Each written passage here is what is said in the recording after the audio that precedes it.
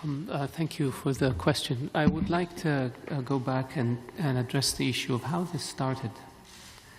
The Yemeni people rose up against President Saleh and demanded change. And the GCC countries, including Saudi Arabia, worked in order to come up with a compromise that would spare Yemen harm and minimize bloodshed. That was the GCC initiative. The GCC initiative set the stage for the change in government from Saleh to Hadi.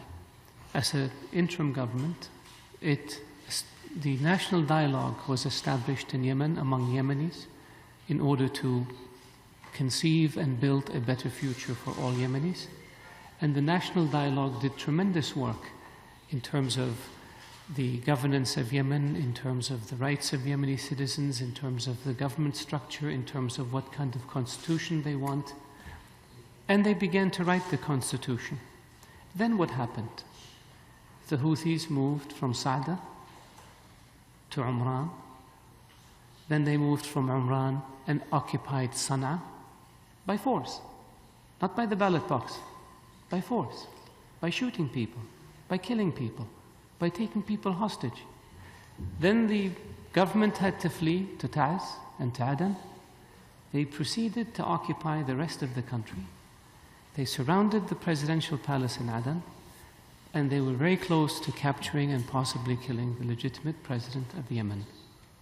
He asked for assistance under Article 51 of the UN Charter, and we responded along with a coalition of 10 other countries in order to protect Yemen from being taken over by a radical militia allied to Iran. What were we facing? We were facing a radical militia, a virtual Hezbollah, that was now in possession of a government, a central bank, which they proceeded to loot incidentally to the tune of $100 million a month, with ballistic missiles and with an air force. This represented a clear and present danger to the Kingdom of Saudi Arabia.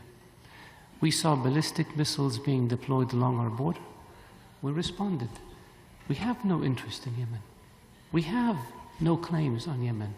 We want a stable, prosperous, secure, peaceful Yemen. We have a large community of Yemenis in Saudi Arabia. We've had them for a very long time. We have been by far the single most largest provider of foreign assistance to Yemen since 1970. No country has given more to Yemen than Saudi Arabia has. And we are committed to helping our Yemeni brethren. But we responded out of necessity. We responded to remove a threat. We responded to protect the legitimate government. We responded under authority of UN resolution. That's what we did in order to protect Yemen and in order to protect ourselves and our borders. What have we achieved? We have liberated territory from the Houthis. We have protected legitimate government. We have substantially reduced the threat to our border and our people. It's not gone, but it's substantially less than it is now. And we have ensured that Yemen does not fall under the grasp of Hezbollah and Iran. That's what we've achieved. There's more to achieve, and we hope that it can be done through the political process. Keep in mind that the Houthis, in a country of 26 million people, are less than 50,000. That's their number.